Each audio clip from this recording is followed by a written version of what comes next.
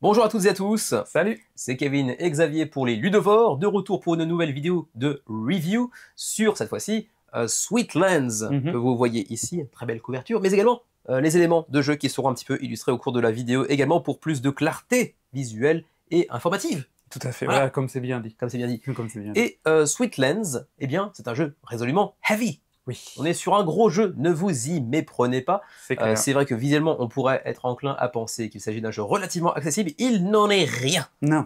Non, d'ailleurs le jeu a des références assumées. Mhm.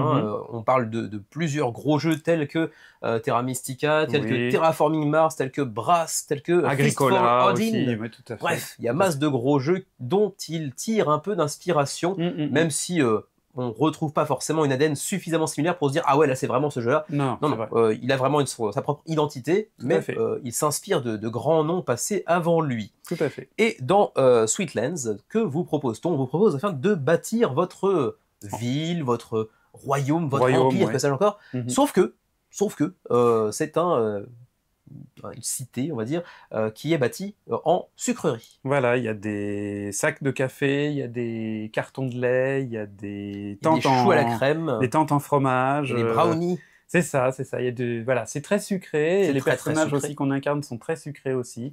Oui, Il y a ouais, même, il y a même des lapins. Alors je ne sais pas il y a même des petits lapins, des forcément. petits habitants de C'est notre ça, royaume. c'est ça, c'est ça. C'est mignon. C'est mignon, mais ça surprend un peu en corrélation avec la complexité du jeu. Ça, Ouais. c'est vrai. Non, encore une fois, il faut vraiment séparer l'ADA de la complexité du jeu. C'est clair. Là, on tourne sur un jeu aux alentours de 4.0 sur l'échelle de complexité de BGG. Ce qui est 4.0, un beau bébé. c'est pas rien. Hein. C'est Au-dessus, clair. c'est le soleil. Oh, il y a 5, mais j'en connais pas Il beaucoup n'y en a des pas des 5. masses Hein. quand même. Non, non, Même ça c'est clair. au-dessus de 4.3, 4.2 déjà qui sont Ouais. bien célèbres, il n'y en a pas Ouais. beaucoup en fait. Non, Hein. non, il y en a pas beaucoup. Hein. Donc on Ça, est c'est sur du clair. haut niveau. Le cerveau va un petit peu dégouliner par les oreilles. Voilà, sachez-le. Ça, Donc c'est vrai. ne prenez pas ça pour vos enfants de 8-9 ans parce que Non, vous trouvez que la DA est mignonne. Non, non, c'est pas recommandé. ça passera pas. Ou alors vous avez des enfants un petit peu spéciaux. Oui, très avancé. Alors là, bravo, formidable, magnifique, mais c'est chaud quand même. C'est chaud. Du coup, comme à l'accoutumée, pour ce qui est de nos vidéos de review, on va faire un petit passage sur les règles, très bref, parce qu'il Ouais. y en a beaucoup. C'est Voilà. un jeu très riche, très complexe, donc encore une fois, on va pas passer 1 heure à vous expliciter tous les mécanismes, Non, non. d'autant qu'il y a quand même pas mal de mécanismes imbriqués les uns avec les autres, vous allez voir. Ensuite, on va faire un petit point sur les choses qui nous ont plu, les choses qui nous ont moins plu ou qui pourraient vous déplaire à vous, avant de faire un petit bilan global. Tout à fait. Et on va commencer tout de suite par un résumé aussi succinct que possible des règles. Donc je ne m'attarderai pas sur les règles elles-mêmes. Sachez simplement que donc vous avez un plateau central qui est commun à tous les joueurs sur lequel vous allez avoir 3 zones, je vais en parler juste un petit peu après, et puis devant vous, chaque joueur, devant lui, va avoir une zone à bâtir, c'est-à-dire en fait une carte avec des hexagones, et une feuille de personnage qui s'insère dans un espèce de cadre en carton. Pour ceux qui connaissent, ça rappelle un petit peu, par exemple, Voidfall, où vous mettez la feuille de votre peuple là. Là, c'est la même chose. Et là aussi, il y a différentes zones.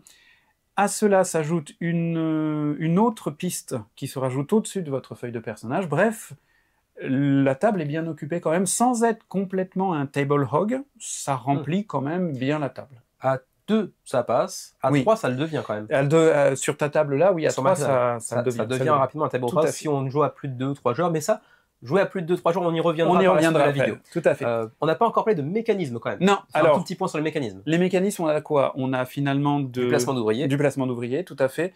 La gestion de ressources. Exactement. Ça va souvent de pair. Exactement. On a on pourrait dire, c'est pas du set collection, mais on a la construction de tableaux de cartes, d'une certaine manière, quand même. Il y a un peu de set collection, effectivement. Exactement. Les différents tags de gâteau, un petit peu à la Terraforming Mars. C'est ça. Et puis, il y a de l'optimisation pour les points de fin de partie avec je dirais, des objectifs à atteindre de scoring, quelque part.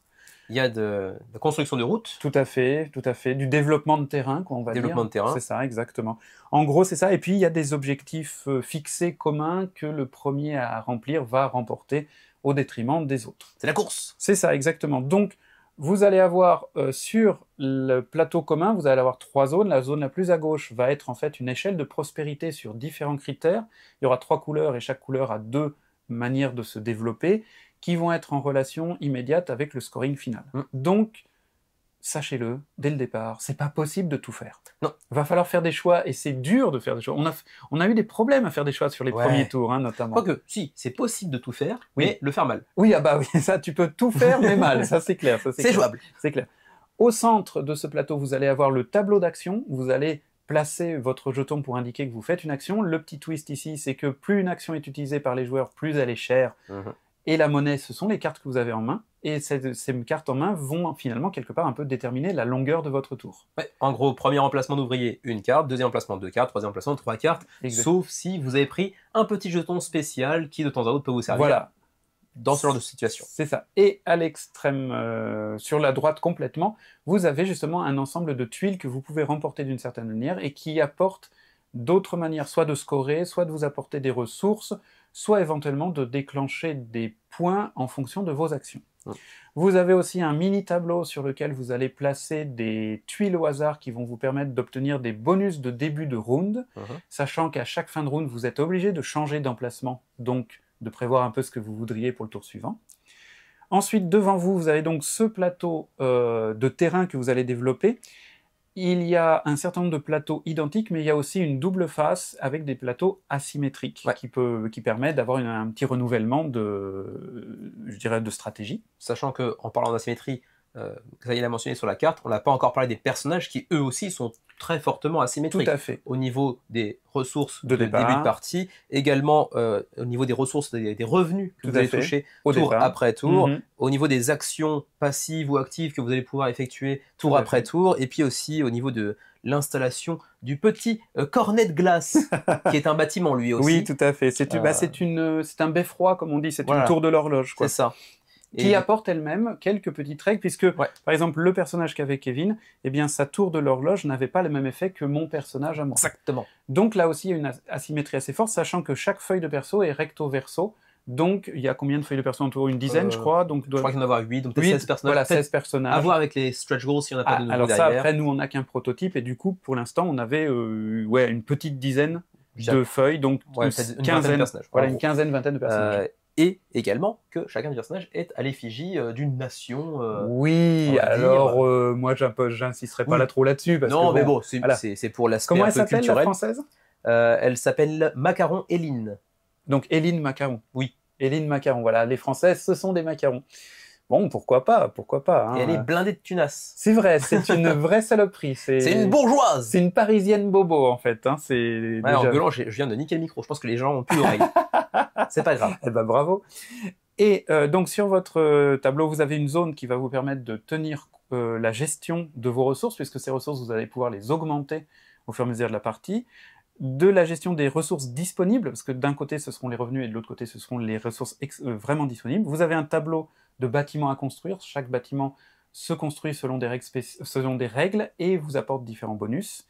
Vous avez votre effigie de personnage, et au-dessus, vous avez une piste, ce qu'on appelle la piste d'industrie, notamment, où vous allez faire progresser, je dirais, d'abord un char. Une sorte de diligence, voilà, une sorte de diligence. Et quand vous arrivez à un certain point, vous pouvez aussi développer, un carrosse, développer un train. Et vous pouvez faire les deux, ça représente l'industrialisation de votre pays. On vous l'avait dit, le thème n'est pas tout à fait pareil que le fond de règles, le fond de commerce du truc. Hein. C'est intéressant.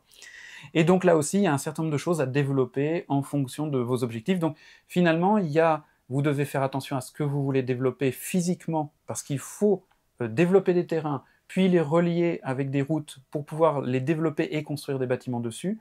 Vous avez des ports aux quatre coins de la map. Si vous ne reliez pas des ports à votre pays, vous allez subir de vieux malus bien violents. Tout à l'heure, j'ai aussi, pas seulement, mais aussi perdu à cause de ça. Ça, c'est vrai quand même, parce que toi, tu avais un -10, et moi, -5, et moi, j'ai pris un -40. Alors, quand on finit à 131, 109, voilà. Ça s'est joué là-dessus. Oui. Finalement, ça s'est joué sur tout, en fait. Ça s'est joué sur tout, mais ça a été un facteur aggravant, on va dire. Tout à fait. Donc, voilà, en gros, pour résumer, parce que si on entrait dans le détail, on y mettrait combien, 2 heures, comme hier soir? Non, mais je pense que si on fait un teach pour la première fois, si on a 2-3 jours autour de nous qui jouent pour la première fois, il faut facilement 1 heure. Hein, 1 heure de teach, ouais, je pense. C'est-à-dire qu'on aurait intérêt à développer les idées de base et faire le premier round tranquillement pour montrer comment ça se joue. Ouais.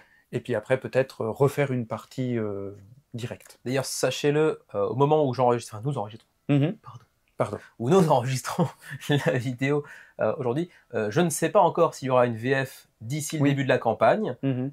Si ce n'est pas le cas, s'il n'y a pas de VF officielle durant la campagne, on fera comme pour, c'était le cas déjà pour Ostia, à savoir qu'on fera une VF tous les deux, parce qu'on connaît déjà l'équipe de Uchiba Koya, on s'est mis d'accord avec eux. Donc s'il n'y a pas de VF officielle annoncée d'ici le début de la campagne, on s'en chargera. Est-ce qu'on sera dans les temps pour que les règles soient mises en ligne pendant la campagne Ça, c'est peut-être un peu ambitieux, voilà, parce qu'on n'a pas que ça à faire. Mais nous nous engageons. Oui, c'est ça. Gratuitement. Eh bien, je t'engage alors. Bravo. Vous êtes engagé, merci. Bravo, merci. C'est bien gentil. Donc voilà, sachez-le. Voilà. Si ça peut motiver, il y aura de toute façon une VF. Elle sera soit informelle de notre part, soit officielle de la part de l'éditeur. D'un éditeur. Exactement. Sachez également, qu'est-ce que je voulais dire? Tiens, j'ai perdu mon fil de pensée. Ça, c'est ballot, ça. Ouais, c'est très ballot. Ah oui, si, je m'en suis souvenu. C'est beau. La mémoire n'est pas encore complètement partie en vrille. C'est vrai. Bah, tu as 37 ans. Voilà, tu n'as pas encore 40 ans, c'est bien. Ce que je voulais dire, c'est que vous preniez le jeu via une VF potentielle d'un éditeur tiers ou parce qu'on va faire les AVF tous les deux, il n'y a pas de composant qui dispose de texte au-delà des noms des cartes. Oui, c'est ça. Parce que chaque carte reprend un personnage de l'univers de Sweetlands. Donc il n'y a pas de texte in-game. Donc une règle en PDF, ça suffit. Ça suffit pour jouer, ça c'est clair. Ça c'est clair. Il n'y a pas de souci. Du coup, on va maintenant pouvoir entrer. Bah exactement. Est-ce qu'on a mentionné les automatisations quand même? C'est intéressant. C'est-à-dire, j'ai pas parlé spécialement des cartes, mais les cartes peuvent être utilisées de plusieurs manières. Première manière, pour payer le coût de faire une action. Deuxième manière, pour jouer la carte et appliquer son action. Et deuxième manière, bis, après avoir appliqué la carte et seulement après avoir appliqué la carte, faire ce qu'on appelle une automatisation, c'est-à-dire payer un certain coût pour que, avec un certain déclenchement d'événements, des effets de ces cartes-là reviennent en jeu à leur tour. C'est des cartes qu'on va glisser sous notre plateau. C'est ça. Et pour pouvoir les automatiser, il faut d'abord avoir construit certains bâtiments, etc. Donc il y a plusieurs facteurs à prendre en compte, mais ça peut être super intéressant d'enclencher une petite automatisation qui va vous fournir 3, 4, 5 ressources, des actions différentes, etc. C'est très intéressant aussi. Tout à fait. Du coup, cette fois, c'est bon. On va maintenant pouvoir passer aux points positifs, les points que nous avons appréciés de notre côté. D'accord. Et du coup, comme je suis bon gagnant, je laisse Xavier commencer. Je crois que je vais dire une chose avec laquelle tu seras d'accord, c'est que ça rassemble un certain nombre, voire même un nombre certain de mécanismes que toi et moi nous apprécions quand même. Ouais. Hein, franchement, là, nous, on n'a pas été dépaysés dans le sens où on aime ce genre de jeu un peu heavy, un peu, je dirais, où les mécanismes, là, faut le reconnaître, les mécanismes s'imbriquent bien les uns dans les autres. C'est fluide, moi j'ai trouvé, c'est fluide. C'est fluide malgré la complexité. Voilà, exactement. Il y a rien, je dirais, il y a rien qui heurterait véritablement la logique. Finalement, quand on joue, on peut faire ça parce qu'on peut faire ça, parce qu'on peut faire ça. Oui, ça paraît tout à fait normal, en effet. Ouais, beaucoup de mécanismes que nous, on apprécie tout particulièrement, comme la gestion la pose d'ouvriers, la gestion de ressources qui en découle généralement, mais aussi tous ces autres mécanismes qui sont imbriqués de manière assez élégante, assez fine, pour le coup. Donc ça, c'est vrai quelque chose qui nous a bien plu à tous les deux, je pense. Ouais, moi j'aime particulièrement le fait, et pas seulement dans ce jeu, mais en général, le fait de pouvoir utiliser des cartes de plusieurs manières différentes. Oui, les cartes multi-usages. Voilà, les cartes multi-usages, c'est toujours sympa, et là, elles sont assez limitées, parce que c'est soit payer, soit appliquer la carte et la glisser, mais ça fait tout à fait le travail, et c'est très agréable. Il y a aussi d'autres utilisations, les free action, mais bon, qui sont plus limitées. Oui, mais voilà, c'est quand même payé parce que tu défausses, donc quelque part, c'est un coût. Tout à fait. On peut aussi noter, dans une connexion assez évidente avec les mécanismes, un équilibrage qui est assez bien foutu, pour le peu qu'on a pu en voir. On manque un petit peu de parties, on a fait 4 parties, c'est ça. Crois. Donc à tester sur le plus long terme, mais comme ça, a priori, j'ai envie de dire que le jeu a l'air d'être très bien équilibré, et en même temps, de la part de Uchiba Koya, ça m'étonnerait que ce soit le contraire. Ils sont quand même très très pointus là-dessus. Donc du coup, si vous acquérez le jeu et que vous regardez en détail les différents personnages, tout ça, méfiez-vous de l'effet waouh du genre « Oh mais ce personnage de départ, il a ça, c'est trop fort ». Non.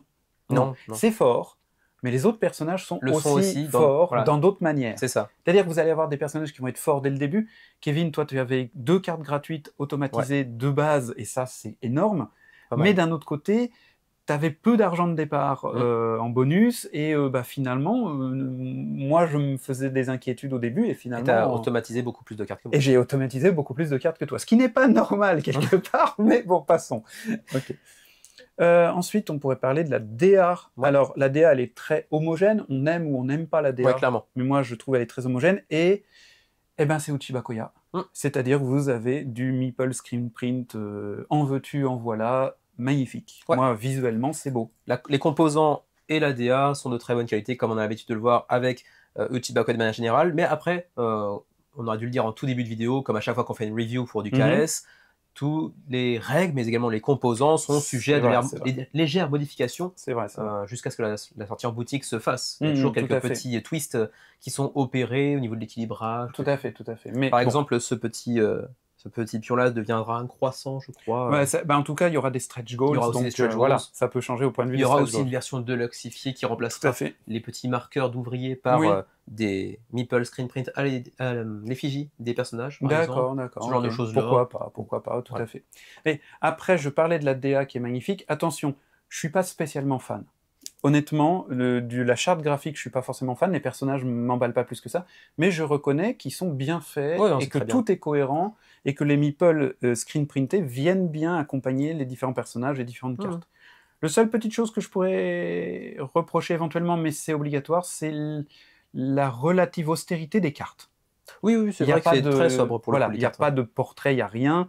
Il y a juste des informations, mais après tout, il y a beaucoup d'informations parce qu'il y a beaucoup d'utilisation, il y a beaucoup de paramètres à gérer, donc c'est pas choquant. Mais encore une fois, tout ce qui est composant, prenez ça avec des pincettes. C'est pas forcément la version définitive. Tout à fait. Avis à l'heure H, au jour J. Tout à fait, à l'instant T. À l'instant T. Et donc, belle DA, même si clivante. Oui, tout à fait. Ça ne plaira pas à tout le monde, mais c'est joliment réalisé. Tout à fait, tout à fait. J'en reviens très brèvement, ça se dit ça, non, pas du tout. Brièvement, éventuellement. Oui, c'est mieux. C'est mieux brièvement. Alors qu'on dit pas brief comme adjectif, c'est bizarre. Non, on le dit plus. Mais bon, on n'est pas sur un cours de français. Non, on n'est pas. Donc du coup, très brièvement, je reviens sur l'aspect plus mécanique pour parler de combotastique. Là, on est sur du jeu à combo dans tous les sens. On est sur du jeu à combo dans tous les sens, et ce qui est intéressant, c'est qu'au début, on part, soyons francs, on part à walper. Ah ouais, clairement. Et du coup, on a un vrai plaisir de se dire au tour 3, on arrive déjà à comboter 3 trucs et faire à beaucoup plus que ce qu'on faisait au tour 1. Et ça, quelque part, c'est la marque d'un jeu qui a été pensé, qui a été vraiment peaufiné, ciselé de ce côté-là. Il y a un côté récompensant à ça. C'est assez gratifiant quand on part, qu'on a du mal à faire la moindre petite action. Quand on arrive au 3e, 4e tour, on commence à se développer bien plus en faisant des actions bonus, etc. Donc de ce point de vue-là, c'est vraiment gratifiant de ce point de vue-là. C'est ça, quand tu annonces à ton adversaire, bon là, je vais faire un power move de gamer, regarde bien, pof, et c'est beau quand même, ça faut avouer, c'est beau, très beau. Autre point positif, éventuellement, que tu voudrais mentionner? Ouais, vas-y. Ça reste connecté à l'aspect mécanique, encore une fois, mais c'est les multiples chemins vers les victoires. J'allais le dire, en effet. Je pense pas qu'il y ait beaucoup de parties qui se ressemblent. Effectivement, parce que les quelques-unes qu'on a pu faire jusqu'à maintenant, bon, les 2 premières étaient un peu bancables parce qu'on n'était pas très au point, mais ça n'avait pas forcément de rapport les unes avec les autres. Vraiment, tu sens que tu as tellement de chemins que si tu veux explorer le jeu de fond en comble, t'en as pour un certain paquet. Déjà, il y a toute la variabilité des personnages. Puis après, il y a toute la variabilité de tirage de cartes. Quelles cartes vont vous venir dans les mains à quel moment? Et finalement, toute carte peut avoir son utilisation. Simplement, souvent, vous allez avoir des cartes qui vont vous arriver dans les mains et c'est pas le bon moment. Et c'est pas grave, c'est comme Ark Nova, c'est comme Terraforming Mars. Il y a énormément de cartes, il y en a 250, 300. Faut meuler pendant le deck, faut pas hésiter à y aller, et on trouvera bien quelque chose qui nous plaira au bout du compte. C'est d'ailleurs plus souvent l'inverse, c'est plus souvent qu'on a plusions cartes qui nous intéressent et pas assez de ressources pour les utiliser en réalité. Ça c'est vrai, c'est plutôt ce cas de figure-là qui s'est présenté. Mais c'est de la bonne frustration en soi. Tout à fait. On a trop de choix de cornéliens. C'est ça. Et du coup, parfois on doit faire des choix qui sont pas faciles. C'est ça. Et c'est dans ces moments-là que je vois les petits morceaux de cerveau qui dégoulinent des oreilles de Xavier. Ça, il n'y a pas de doute, ça c'est clair. C'est pour ça que je gagne aussi. Ouais, aussi. Sans doute. Ah moi je suis vieux, ça y est, moi c'est presque officiel maintenant. 47. Encore 3 ans, et puis ça y est, je suis officiellement vieux. Il y a un pied et demi dans la tombe, là. Oh ouais, 3 orteils déjà, au moins pour l'instant. Point de vue des points positifs, pour moi, c'était à peu près tout, parce que finalement, ça couvre déjà pas mal de choses, ce qu'on a dit. Est-ce que tu as autre chose à ajouter? Non, ce serait vraiment entrer dans plus de détails, et ça ne semble pas nécessaire. Ça serait pas forcément pertinent. On va passer aux points qui nous ont moins plu. Alors, peut-être je vais commencer, parce que c'est un point très personnel. Kevin, je pense que tu es plus modéré que moi sur ce domaine-là. Moi, ce que j'aime pas, c'est la déconnexion du thème et des mécaniques. Moi, ça passe moyen, parce que je suis pas du tout dans l'optique on fait des gâteaux pour construire notre pays. Le même mécanisme avec un thème plus sérieux, entre guillemets, m'aurait sans La doute construction de royaumes, quoi, avec des oui, châteaux, la construction de royaumes, tout simplement, ou même la construction d'empires avec des vaisseaux spatiaux, avec des tanks, avec des chevaliers, je m'en fous. Mais là, à base de gâteaux, j'avoue que j'accroche. Bah, ça m'aurait pas dérangé si c'était pas un jeu aussi complexe. Oui. C'est-à-dire que, encore une fois, je l'ai dit en introduction, prenez pas ça pour vos enfants de 8-9 ans parce que c'est mignon, parce qu'ils s'y retrouveront pas en termes de mécanisme, c'est beaucoup trop complexe, par exemple. Et effectivement, cette décorrélation entre la DA vraiment choupie et les mechas vraiment très heavy, ça peut décontenancer certaines personnes et les faire sortir un petit peu du jeu. C'est vrai que moi, en fait, ça m'a pas gêné outre mesure. Parce que j'y pensais pas tellement en fait. Bah voilà, c'est ça donc, aussi. Le jeu t'invite pas tellement à y réfléchir parce que tu te dis pas oh ouais j'ai réussi à dépenser 5 bois 3 pierres pour construire un chou à la crème. C'est vrai. Non c'est juste que j'ai réussi à faire un truc complexe qui va me rapporter des super bonus quoi, en gros. Mais à aucun moment j'étais vraiment plongé dans le thème. Ça c'est vrai que c'est quelque chose que l'on peut noter alors que c'est un peu un clivage assez intéressant avec le point positif qu'on a soulevé tout à l'heure, à savoir que la DA est très jolie, les composants sont très beaux. Mais c'est vrai que pour autant, est-ce qu'on rentre dans l'univers de Sweetlands thématiquement? Ça dépendra peut-être des personnes, mais c'est vrai que pour nous, c'était pas forcément le cas. Moi, j'ai mis un peu plus de temps à rentrer dans le jeu que toi, je dois avouer, parce que quelque part, un peu, la DA était un peu un frein. J'y suis allé un peu à reculons, et maintenant qu'on a quelques parties dans les jambes, je reconnais les mérites du jeu, mais cette DA, je la regrette un peu. Est-ce que c'est la DA en tant que telle qui a été un frein, ou est-ce que c'est justement la décorrélation entre la DA et les mécanismes? La DA d'abord. La DA d'abord. Sur la toute première rencontre avec le jeu, j'avoue que la DA m'a bloqué. Après, c'était plus la DA par rapport au set de mécanismes, c'est vrai. Je peux passer outre la DA, j'ai joué à des jeux très moches, j'ai joué à des jeux très beaux qui étaient plus déconnectés, mais là, c'était moins... Pour moi, c'est un peu entre deux chaises. Ça veut taper dans le mignon, et c'est mignon, mais c'est pas un jeu mignon dans le sens des mécanismes. Donc ça se cherche un peu, je trouve. Ouais, je comprends. Il y a un second point qu'on se doit de souligner assez rapidement. Je pense que je vois à peu près lequel c'est. Vas-y. C'est long. C'est long et parce que c'est un générateur de analysis paralysis, comme diraient nos... Les deux points sont intrinsèquement connectés, clairement. Voilà. C'est très long. Alors, il y a des gens que ça ne dérangera pas. On n'est pas contre les jeux de 2 heures, par exemple, mais c'est vrai que là, c'est un jeu qui nous a duré quoi, 2h30 3 heures. On a dépassé 3 heures. Oui, 3h02, c'est vrai, j'ai regardé. 3 heures à 2 joueurs. À 2 joueurs. Et c'est pas notre première partie, hein, c'est la 4e partie, 3 heures à 2 joueurs. Mais les choix sont tellement cornéliens. Ouais, non, mais vraiment. On n'est pas bloqué, mais on a envie de réfléchir à fond pour être sûr optimiser. Voilà. Et du coup, effectivement, si vous avez des joueurs dans votre groupe qui sont prônes à la paralysie analytique, pour une fois, je l'ai bien dit. C'est beau. Ça va être chaud. Prévoyez une tablette avec des snacks, des boissons, parce que vous êtes là pour un... Et c'est bizarre, parce qu'autant, tu vois, avoir passé pour mes premières parties 5 heures sur Hégémonie... Oui, c'est pas la même expérience. C'est pas la même expérience. Moi, c'est pas la longueur qui me fait un frein. Si le jeu dure 5 heures et que je suis à fond dedans tout le temps, il n'y a pas de souci. Mais là, ça a été 3 heures parce qu'une partie a été utilisée je vais prendre 5 minutes pour jouer une carte. Et finalement, il y a eu des moments où j'ai senti que toi, comme moi, on jouait parce que on pouvait continuer à réfléchir ad vitam aeternam, quasiment. Ouais, quelques fois où bon, allez, j'y vais parce que... Voilà, il faut avancer. Je pourrais réfléchir encore 3 minutes, mais je suis pas sûr que ça serve à grand-chose. Bon, ça m'est déjà arrivé sur Hégémonie de jouer une carte parce que bon, là, j'avais pas envie de réfléchir plus que ça, parce qu'en plus, tu vas attendre tout le monde, etc. Donc, c'est quelque chose qu'on peut retrouver dans Hégémonie, mais c'est pas la même expérience, c'est pas le même feeling. C'est ça. C'est pas long pour les mêmes raisons. C'est pas long pour les mêmes raisons, t'es clair. Tu parlais tout à l'heure d'un jeu combotastique, et c'est vrai, mais du coup, le temps que la combo se développe, qu'on mette en place tout, qu'on prenne en compte tous les bonus, qu'on réfléchisse à toutes les implications, ça prend un certain temps. Ça prend un certain temps parce que finalement, quand tu fais une action et que tu te retrouves à placer 3 tuiles, à placer 3 chemins, à découvrir 3 tuiles, à avancer des curseurs à droite à gauche, à récupérer des ressources, à payer tes ressources, t'as fait un tour productif, mais épuisant. et du coup, à mon avis, les premières parties devraient durer encore plus longtemps que ça parce que si tu veux être au taquet sur les règles et ne pas faire d'erreurs, Et je pense, là, sur la dernière partie, je pense pas honnêtement, parce que j'ai pris l'habitude, ça y est. Mais je pense que les 2 premières parties, par exemple, quand tu fais un tour justement où tu places 2 roues, tu retournes 2 tuiles, etc., machin, il y a des moments où je fais, est-ce que j'ai fait ça? Oui, oui, oui. Dans quel ordre? Je suis perdu. C'est ça. Et en 304, tu vois. Et je pense que ça demande un petit peu de temps d'adaptation. Maintenant, ça va. Mais au début, il faut prendre possession du jeu quand même. Voilà, et en fait, il faut être méthodique, il faut faire les choses les unes après les autres. Pas essayer de résoudre tout en même temps et de prendre tous les bonus en même temps. Il faut faire les trucs les uns après les autres parce que si ça se trouve, en ayant un bonus, vous allez faire quelque chose qui va déclencher un autre bonus, qui va vous ramener encore un choix supplémentaire auquel vous avez certainement déjà pensé parce que vous avez prévu votre mouvement. Mais ça n'empêche que, ouais, à mon avis, c'est le principal vrai point noir pour moi, au-delà de la DA que j'ai mentionnée, c'est la longueur. Et la longueur et cette inclinaison vers la paralysie analytique du jeu. Alors, encore une fois, ça dépend de votre groupe de joueurs, de vous-même, de ce que vous appréciez, etc. Mais chez nous, dans notre groupe à nous, qui est principalement composé de nous, voilà.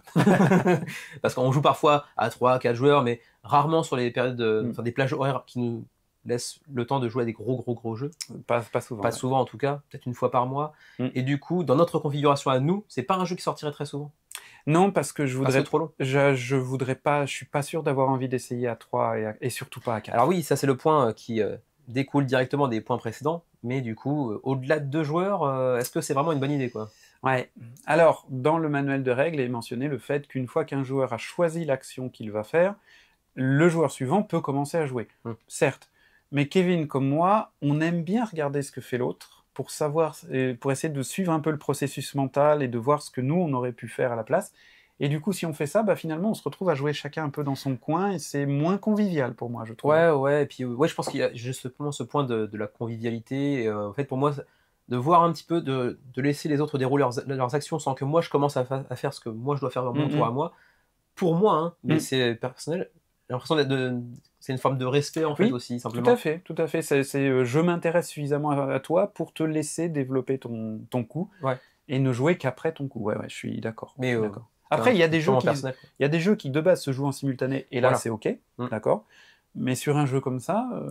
Et le fait qu'ils le signifient eux-mêmes dans la règle, c'est qu'ils sont au courant que le jeu dure 3 plombes aussi. Bien sûr. De toute façon, c'est ce qu'ils disaient. Hein, à 2 joueurs, ils sont vers 120, 130 minutes. Ils tournent à 2 heures, donc 120 minutes, quand ils jouent, donc lui, avec qui on a parlé hier, c'est donc l'éditeur, avec l'auteur. Donc des gens qui ont fait 150 parties de jeu. Donc, surtout connaissant l'éditeur, c'est quelqu'un qui aime bien que les jeux soient ciselés comme il faut. C'est très pointu, Et d'ailleurs, cette paralysie analytique, c'est une conséquence du fait que le jeu, à mon avis, est vraiment réfléchi, vraiment ciselé aux petits oignons. Hein. On te donne tous les choix, c'est à toi de voir comment tu les opères. Parce que même des options qui pourraient sembler mauvaises de base, il y a des moments où elles sont tout à fait viables et tout à fait intéressantes. Donc il n'y a rien d'inutile dans ce jeu. De ce qu'on en a vu, attention. Il y a peut-être un truc que les gens apprécieront pas forcément. On peut prendre ça de différentes manières à mon avis, mais c'est le malus des porcs. Ah ouais, c'est violent là. Xavier l'a brièvement abordé tout à l'heure. Je l'ai dit brièvement, t'as vu? Oui, c'est beau, c'est beau. Mais les porcs, il y en a 4 disponibles sur le plateau. Si vous en faites 4, si vous connectez votre empire à 4 porcs, ça vous rapportera 10 points, ce qui est très peu. C'est très peu. Par contre, si vous en faites 0, moins 40. Moins 40, quand tu fais un scoring final qui fait du 120, 130, 200, quand tu seras expérimenté, que tu manieras bien le jeu, 40 c'est beaucoup. Ça fait une vieille claque derrière la nuque quand même. Je disais tout à l'heure qu'il y a peut-être 2 manières de le percevoir. De percevoir ça comme un malus ou juste comme du pointage différent. Oui, après, je veux dire, par exemple, Ark Nova, tu peux arriver avec un score négatif à la fin de la partie. Oui, voilà. Mais c'est pas gênant en soi. La négativité n'est pas gênante en soi, oui, tout à fait. Mais c'est quand même... Intrinsèquement, c'est pas gênant, c'est juste le moins qui fait un peu mal. Et moi, en tant que pas concepteur du tout du jeu, moi j'ai peur que ce malus de moins 40 m'oriente un poil trop vers tu dois avoir minimum de porcs. Oui, alors qu'en réalité, tu sais, il inverse le moins 40, moins 20, moins 10, moins 5 par un 0, 5, 20, 40. Oui. Point positif, ça revient au même. Ça revient au même et ça fait pas du tout le même impact psychologique. C'est vrai. C'est vrai, tout à fait. Et ça peut être un point clivant pour les gens de prendre un malus. Là, c'est un parti pris, assumé. D'accord, moi ça me dérange pas, mais attention. Et du coup, il y a pas mal de petits éléments clivants dans le jeu en fait. Oui, tout à fait. Ce qui le rend intéressant. Oui. Parce que ça change un petit peu de ce qu'on a l'habitude de voir. Mais comme pas de par sa nature clivante, forcément, ça plaira pas à tout le monde. Tout à fait. Quoi d'autre Après, on va passer peut-être à des points beaucoup plus de petits détails. Il y a des moments où il faut faire attention quand on construit son empire. C'est un peu facile de faire bouger. Hein. Si jamais... ne jouez pas avec un chat, ne jouez pas avec des boissons sur la table si vous renversez un truc et que votre plateau... Ça s'applique à peu près à tous les jeux. Ouais, mais là, il y a quand même beaucoup d'éléments qui sont posés. Les routes, elles sont posées une par une. Moi, c'est un des jeux qui utilise le plus de petits éléments comme ça que j'ai vu dans ma courte carrière. Donc bon, ça donne visuellement pas mal. Hein. Oh, honnêtement, ça donne visuellement... T'as presque fait un rond-point, là. C'est marrant, là. Voilà, à part ça... c'est pas un point négatif, mais donc, tu as dit, c'est un jeu clivant aussi dans votre manière de jouer, parce que je pense que vous avez intérêt à peut-être choisir un, voire deux axes de développement de scoring, et d'essayer de vous y tenir. Ouais. Et donc de négliger d'autres choses. Il y a peut-être un set de choses qui sont essentielles, et donc on ne peut pas passer à côté, mais il y a aussi un certain nombre de choses qui vont être vraiment au bon vouloir du joueur. Ah, et ça c'est peut être perçu comme positif. Bien sûr. Mais d'un autre côté, c'est pas aussi libre que tu le voulais, parce que c'est libre de faire les choix, mais c'est pas libre de faire les choix si tu veux être efficace. Il y a différentes orientations, mais il y a certains éléments clés sur lesquels tu peux difficilement opérer, à mon avis, effectivement. Mais je pense qu'il y a quand même beaucoup de liberté et pas mal de chemins à aller explorer pour scorer. Donc non, ça me dérange pas de ce point. Et puis moi, ça me dérange pas plus que ça, puisqu'en plus, après, si on explore un chemin et que finalement ça donne sur un cul-de-sac, et ben on le sait pour la prochaine fois, c'est tout. D'autant que, en plus, le même chemin utilisé par deux personnages différents, ça n'aura pas forcément le même résultat non plus. Non, c'est clair. Non, c'est intéressant. C'est clair. La profondeur de gameplay et leur rejouabilité sont assez importantes. Ouais. Bah, du coup, on est presque parti dans le bilan, là, à force, parce que t'as peut-être pas d'autres choses négatives. Moi, c'est bon. Non, les points négatifs, c'est bon pour moi aussi. Donc, on va faire un petit bilan. Un petit bilan rapide. Donc, gardez à l'esprit, c'est un gros jeu, contrairement à ce que l'ADA pourrait laisser penser. C'est un gros jeu. On est encore une fois, je le répète, sur environ 4.0 sur l'échelle de complexité de BGG, ce qui est quand même pas rien. On est sur du Lacerda, plus ou moins en termes de complexité, quoi, en gros. Ouais. 4.0. Oui. Si on s'en tient uniquement à la note, je veux dire. Tout à fait. Oui, si on s'en tient qu'à la note, oui, d'accord. C'est un jeu qui mélange beaucoup de mécanismes différents. Petit rappel, on dit placement d'ouvriers, gestion de ressources, construction de routes, développement, optimisation. Gestion de main. Gestion de main, effectivement. Petit set collection de ci, de là. Multi-usage de cartes. Programmation sur le long terme. Bref, il y a beaucoup de mécanismes qui sont très bien imbriqués les uns avec les autres. Donc c'est très solide, c'est bien équilibré, mais c'est clivant. Voilà. De par sa DA, de par certains choix de scoring notamment. Et puis de par la longueur. De par la configuration au-delà de 2 joueurs qui me laisse un peu sceptique. Par curiosité, j'aimerais essayer une fois à 3 joueurs pour voir, mais j'ai peur de la durée. Ouais. Parce que déjà, ça serait joué avec quelqu'un qui n'a jamais joué. Forcément. Donc, sauf si on joue avec un des deux développeurs, par exemple. Mais... Et ça serait, à mon avis, assez redoutable. Hein. Ouais, on se prendra une flatterie, c'est sûr. C'est clair. Donc voilà, on espère avoir apporté quelques lumières à votre lanterne pour vous aider à faire un peu un choix. N'oubliez pas que ce ne sont que nos avis personnels, ce sont que des opinions. Hein, voilà. Nous ne sommes que des joueurs lambda. Tout à fait. Oh, peut-être qu'on est remonté un peu de niveau. Au-dessus de lambda, c'est quoi? Lambda plus. Kappa, gamma, delta. En tout cas, on remercie quand même Ushibakoya de nous avoir fourni un exemplaire prototype. Mais prototype avancé. Ouais, prototype avancé matériellement, prototype en termes de lisibilité des règles telles qu'on les a vues. Les règles étaient en alpha. On a vu les règles mises en page correctement, c'est vachement plus lisible, c'est beaucoup plus agréable, donc de ce côté-là, il n'y a pas d'inquiétude à avoir. Et donc, petit rappel, les règles seront traduites, quoi qu'il arrive, que ce soit par l'éditeur français à terme ou par nous. Voilà. Donc, comme le jeu est language independent, ça devrait suffire, au moins dans un premier temps. Et en plus, dernière remarque, on n'a pas mentionné, mais à la fin du livret de règles, il y a un glossaire expliquant les tuiles, les effets, les emplacements de certaines règles. Donc s'il y a un doute, on peut s'y reporter. C'est classique, mais moi j'aime toujours le mentionner parce que tous les éditeurs ne le font pas. Bien sûr. Donc ça, c'est vraiment très appréciable. Ben voilà, je crois que on est bon. Le tour. Et ben voilà, il va nous rester à vous souhaiter une très bonne continuation ludique et à vous donner rendez-vous sur la chaîne des Ludovores pour une nouvelle vidéo très bientôt. Salut! À la prochaine!